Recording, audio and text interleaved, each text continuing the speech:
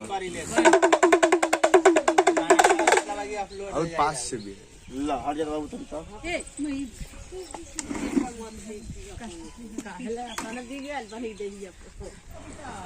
नमस्कार दोस्तों, कैसन बानी जा। उम्मीद करते हैं लोग अच्छा होखम। आज जैसन कि गांव में दोपहर में हमेशा मदारी वाला आवला, तो आज हमारा गांव में मदारी वाला आयल बा। आ भाई मदारी वाला के साथ अपन कुछ खेला देखई हन, तो रउआ लोग वीडियो में बनल रहम। भाई अपन टैलेंट देखई हन मदारी वाला के साथ, देखम लोग आगे वीडियो में।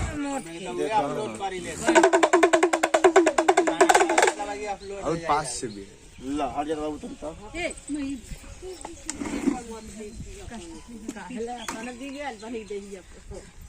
चलो हमारा है देखा है वही नगिनी है।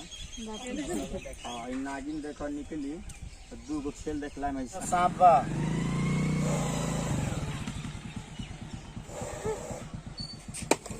फपिया था हां फपिया अपन नाक बचा लियो, नाक पकड़ली तो नाक अट्टा कर दी। देखा उधर उहे उहे उहे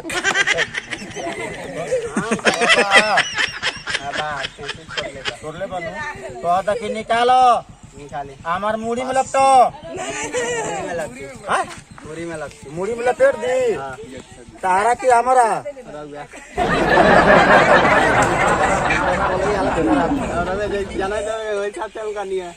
चलो तारा मुड़ी में लपेट। चलो क्या नाम होता है? राहुल। को भाई बाड़ो अकेले भगवान न तू सोच के देखो मर्द बन के बैठला कि और मारा दे बैठ नहीं आई एगो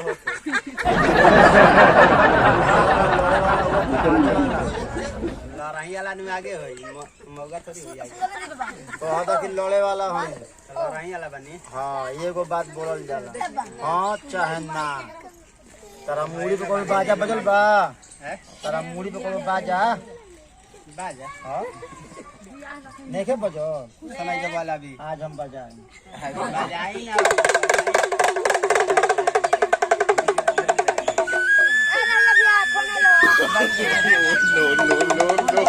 एरोप्लेन मोड में डाल दे।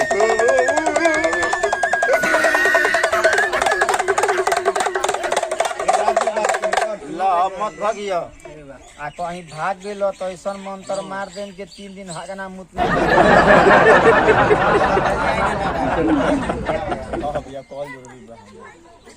गया कहता कि सांप के छोड़ो। सांप देखला हो हई ना देखला हो तू अभी किन्ने देख ले बानी हई देखला हो ना देख ले बैठल हई मोटका ना देखला हो हई नाग बाबा के देखला हो नाग बाबा का नाग देख ली कहता कि निकालो निकाले निकाल के होने छोड़ दी कि है ना केना छोड़ दी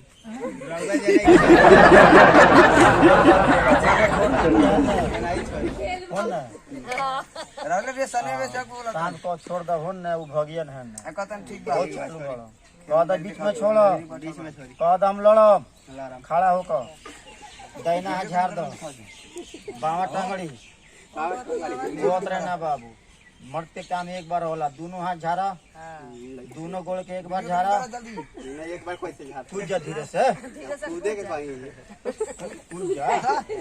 हाँ तनी मुंह से खखार दो मुँह छाट लो बढ़ जा। कहता ये जादू वाला आज हम मर्द हो गए।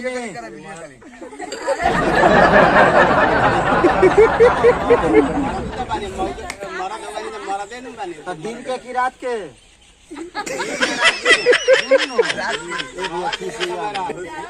एक दू है 3 है जिन बाबा मुरघर से फूल भेजो फूल तो ना फूल के फोटो लाई देखा तो बंगल सब पन्ना में दे फूल देखा बा है जिन बाबा सादा मत भेजो फूल भेजो। बोला बाबू हमें फूल बा की ना अच्छा बा की खराब बढ़िया बा केकरा फूक से ही बनल है रवा फूल से आवे है ना तो रवा बनी है तो यहाँ बैठो हमें सब फूल बानू। हाँ बा हेमंत तक जोन तक फूल पसंद हो यहाँ से छू दिया हम फाड़ के दे दे कहीं गाड़ देबो तो फूल हो जी मजाक ना बतावा हम से कौन फूल चाहे बोलो इहो भी आंखें से कम लोग तन देखबो बाबी में फूल नहीं छे इनको तो नहीं कमे लोग अभी लग रहा है एगो बात सुन लो एकर बनावल कोई तारीफ ही ना भइल खाई ना आधा किलो के मीट खा लाई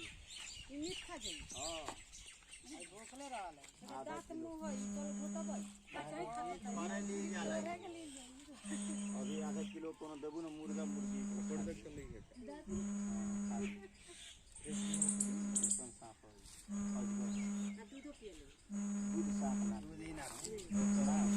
हमू भैया लिया ना वीडियो में बनल रहला खातिर बहुत बहुत धन्यवाद। जैसन कि देखलिए कि भाई के टैलेंट कितना हैवी बाटे आ कितना हैवी सांप रहलक ह औसने गांव से माटी से जुड़ल छोटा से छोटा चीज रोआ लोग के बीच हम लावत रहम और रोआ लोग ऐसने वीडियो देखत रही। अगर ई सेशन अच्छा लागल होई तो लाइक कर देम, सब्सक्राइब भी कर देम आ शेयर जरूर करम ताकि लोगों के पास पहुंचे। आ कैसन वीडियो बा कमेंट बॉक्स में तब तक के लिए धन्यवाद। फिर मिलते हैं अगले वीडियो।